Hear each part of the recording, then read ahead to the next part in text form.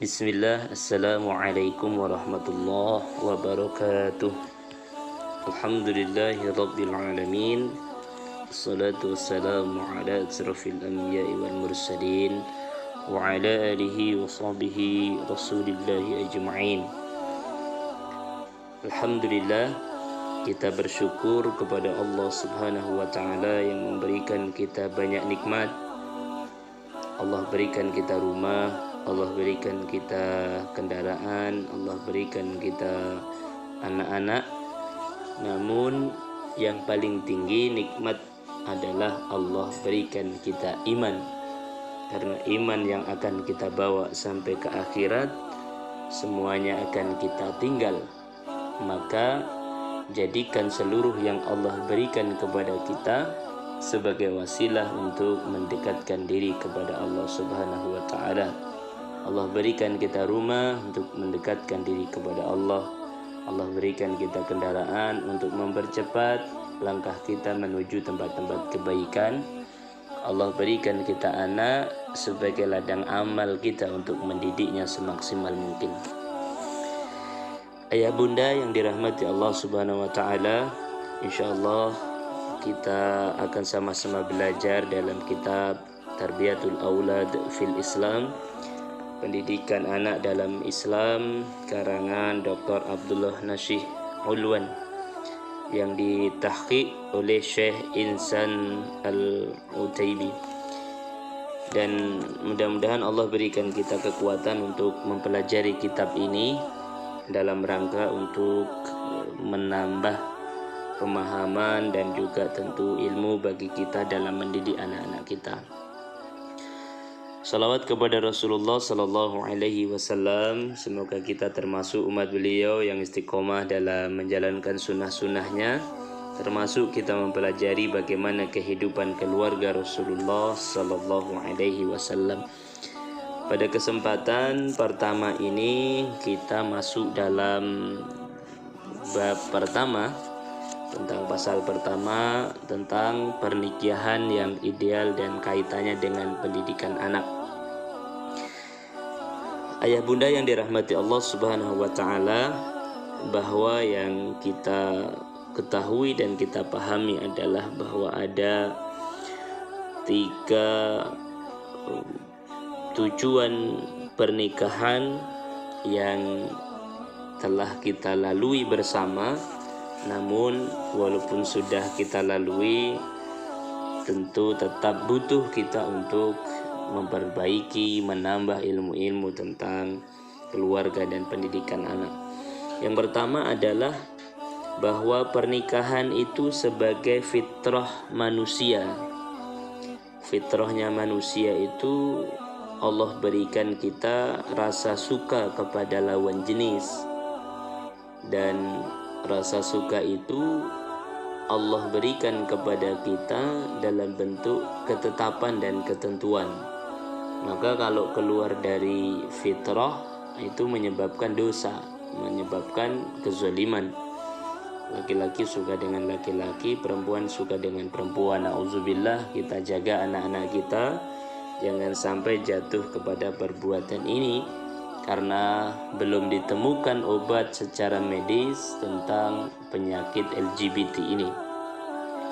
Ayah bunda yang rahmati Allah subhanahu wa ta'ala, tujuan yang kedua adalah pernikahan sebagai kemaslahatan sosial, yang kita insyaallah akan kita bahas nanti. Yang ketiga adalah pernikahan berdasarkan pilihan. Salah satu dalam rukun iman yang keenam itu wa tu'minu wal qadari khairihi wa syarrihi, beriman kepada takdir Allah, baik qada maupun qadarnya Allah. Kalau qada itu ketetapan Allah yang ada kaitannya dengan ikhtiar dan doa manusia. Kalau qadar itu ketetapan Allah yang mutlak. Yang pertama kita coba ringkas dan rangkum materi yang cukup panjang ini, tetapi mudah-mudahan sampai kepada tujuan apa yang kita pelajari. Yang pertama, pernikahan sebagai fitrah manusia, di mana Allah subhanahu wa ta'ala dalam surat An-Nisa ayat 1 ya, tentang pernikahan itu Allah mengatakan A'udzu billahi minasyaitonir rajim. Bismillahirrahmanirrahim.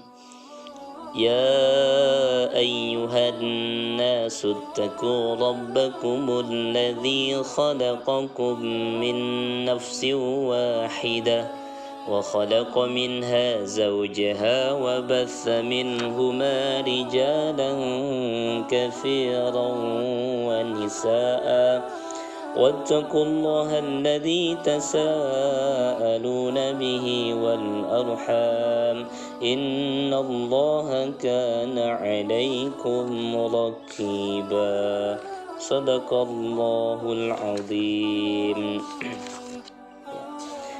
Wahai sekalian manusia, suttaku rabbakumul ladzi khalaqakum min nafsin wahidah. Bertakwalah kepada Allah Subhanahu wa taala. Nah, dalam ayat ini Allah Subhanahu wa taala memanggil, Allah Subhanahu wa taala menghimbau kepada kita semua. Ya, wahai sekalian manusia, bertakwalah kepada Tuhanmu yang telah menciptakan kamu dari seorang diri. Nah, ini Allah ciptakan kita lahir secara sendiri. Kemudian pertama sekali manusia pertama Nabi Adam alaihissalam diciptakan sendiri, ya, dan Allah menciptakan pasangan, ya, Hawa, ya, Nabi Adam diberikan pasangan Siti Hawa, dan dari keduanya Allah memperkembangbiakan laki-laki dan perempuan yang banyak. Ya, jadi keduanya itu ya fitrah manusia untuk bisa berkembang itu ya menikah. Bertakwalah kepada Allah yang dengan namanya kamu saling meminta dan hubungan kekeluargaan, sesungguhnya Allah selalu menjaga dan mengawasimu. Jadi yang pertama, pernikahan itu ya memang sebagai bentuk fitrah manusia yang juga harus kita lakukan, ya, harus kita taati sebagai perintah Allah Subhanahu wa taala. Ya. Maka dan juga di ayat lain Allah mengatakan fitratallahi allati fataran nasa 'alaiha, tetaplah atas fitrah Allah yang telah menciptakan manusia menurut fitrah itu. La tabdila li khalqillah dzalika ad-dinul qayyim walakinna aktsaran nasi la ya'lamun. Tidak ada perubahan pada fitrah Allah. Jadi fitrah Allah itu tetap ketentuan yang tidak akan pernah berubah. Jadi siapa yang merubah fitrah Allah maka jatuh kepada perbuatan dosa. Agama yang lurus tetapi kebanyakan manusia tidak mengetahuinya. Ayah bunda yang rahmati Allah Subhanahu wa taala, itulah poin yang pertama, tujuan pernikahan sebagai fitrah manusia yang harus kita taati, harus kita laksanakan sebagai bentuk ketaatan kita kepada Allah Subhanahu wa taala dan Rasulnya. Nah, inilah sikap yang dilakukan oleh Rasulullah sallallahu alaihi wasallam karena beliau telah menyiapkan sikap yang paling reformis dan mendidik untuk menanggulangi tabiat-tabiat yang negatif dan memahami hakikat manusia. Al-Bukhari dan Muslim meriwayatkan dari sahabat Anas bin Malik, ada 3 orang yang pernah mendatangi rumah istri-istri Nabi untuk menanyakan tentang ibadah beliau. Ketika mereka diberitahu maka seakan-akan mereka mendapati ibadah mereka itu sedikit sekali. Mereka bertanya, di mana kedudukan kami di sisi Nabi SAW, mengingat beliau telah diampuni dosa-dosanya yang telah lalu dan yang akan datang. Salah seorang di antara mereka berkata, saya akan selalu melakukan sholat malam.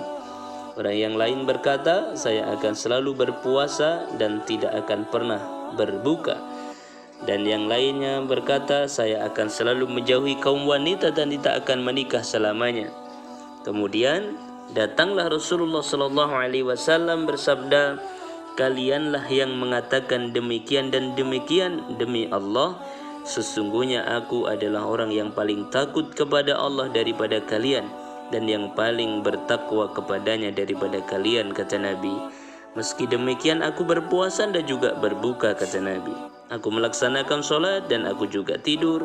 Aku juga menikahi kaum wanita Oleh karena itu barang siapa yang tidak suka dengan sunnahku maka dia bukan dari golonganku. Subhanallah. Maka dalam agama tidak boleh berlebih-lebihan. Nabi berpuasa juga berbuka, Nabi sholat malam juga tidur, Nabi menikahi wanita juga meninggalkan hal maksiat. Maka dari itu keluarga yang didambakan, keluarga yang dirindukan, sakinah, merasa tenang dan nyaman, mawadah, saling mencintai, kemudian warahmah, kasih sayang, yang itu terbangun dari tujuan menikah. Setiap keluarga kalau tujuan menikah dalam bentuk ibadah kepada Allah, maka insya Allah keluarga itu akan menjadi keluarga yang robbaniyah. Yang kedua, tujuan pernikahan sebagai kemaslahatan sosial. Satu, melindungi kelangsungan hidup manusia, melestarikan supaya terhindar maksiat. Ya, Allah katakan wallahu ja'ala lakum min anfusikum azwajan wa ja'ala lakum min azwajikum banina wa hafada. Allah menjadikan bagi kaum istri-istri dari jenis kamu sendiri dan menjadikan bagimu dari istri-istri kamu itu untuk anak-anak dan cucu-cucu. Tujuan menikah ya senantiasa untuk melestarikan kelangsungan hidup manusia. Yang kedua, menjaga nasab.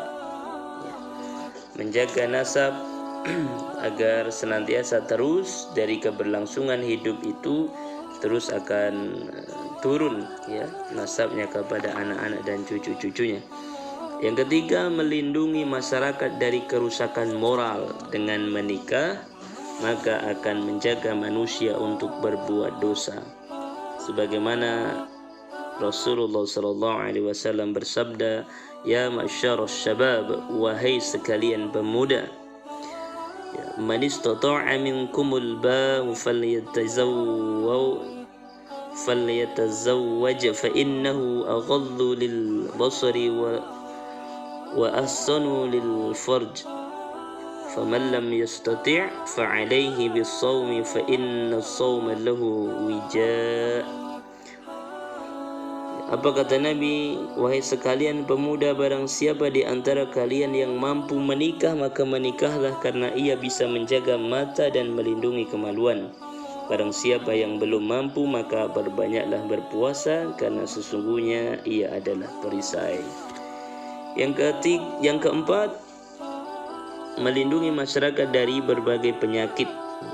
Penyakit yang sering muncul, zina, kemaksiatan, ya free sex, na'udzubillah tsumma na'udzubillah. Kita jaga anak dan keturunan kita. Selanjutnya, ketentraman jiwa dan rohani. Kerjasama suami dan istri dalam membangun keluarga dan pendidikan anak menumbuhkan naluri kebapakan dan keibuan. Maka itu muncul ketika seseorang sudah menikah. Selanjutnya yang ketiga, yang terakhir adalah pernikahan berdasarkan pilihan. Satu, memilih berdasarkan pondasi agama. Bahwa kita sama-sama ingat, Bapak, Ibu, Ayah, Bunda yang dirahmati Allah, ketika tujuan pernikahan itu karena agama, maka insya Allah Allah akan berikan kekuatan, kekokohan, dan tentu kemudahan di dalam menjalani bahtera rumah tangga yang begitu banyak ujian yang berbeda-beda. Makanya kita tidak boleh membandingkan keluarga kita dengan keluarga orang lain. Kadang dalam keluarga Allah uji dengan suami dengan istri, Allah uji dengan orang tua dengan mertua, Allah uji kita dengan anak-anak, ya, dan Allah uji kita dengan harta tahta wanita, dan juga ujian-ujian yang lain yang siap menerpa keluarga. Tapi kalau pondasinya itu berdasarkan agama, maka insya Allah keluarga itu akan menjadi kuat. Beda dengan ketika pondasinya harta, hartanya hilang, maka keluarga hancur. Ketika pondasinya jabatan, jabatannya hilang, keluarganya hancur. Ya, kalau pondasinya itu banyaknya anak, anaknya hilang, keluarganya hancur. Maka pondasi kita adalah Allah Azza wa Jalla, dan kekuatan akidah di dalam keluarga dan istiqomah amal dalam keluarga, Masya Allah, akan membuat keluarga itu menjadi kuat. Yang selanjutnya, memilih berdasarkan keturunan dan kemuliaan. Maka Rasulullah SAW itu bersabda, jauhilah oleh kalian rumput-rumput hijau yang berada di tempat yang kotor.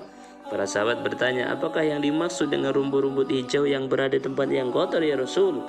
Maka Rasul menjawab, yakni wanita-wanita yang cantik yang tumbuh berkembang di tempat-tempat yang tidak baik. Kita juga berhak memilih berdasarkan keturunan dan kemuliaan dari pendamping hidup kita. Itu yang bisa kita sampaikan di waktu yang singkat ini. Mudah-mudahan Allah berikan kita kekuatan untuk senantiasa terus belajar, dan Allah berikan keluarga kita untuk senantiasa memiliki kekuatan untuk mendidik anak-anak kita. InsyaAllah materi kedua tentang perasaan psikologis terhadap anak akan kita sampaikan di waktu selanjutnya. Faminkum alhaqqum rabbik fala takudanna minal mumtarin. Assalamualaikum warahmatullahi wabarakatuh.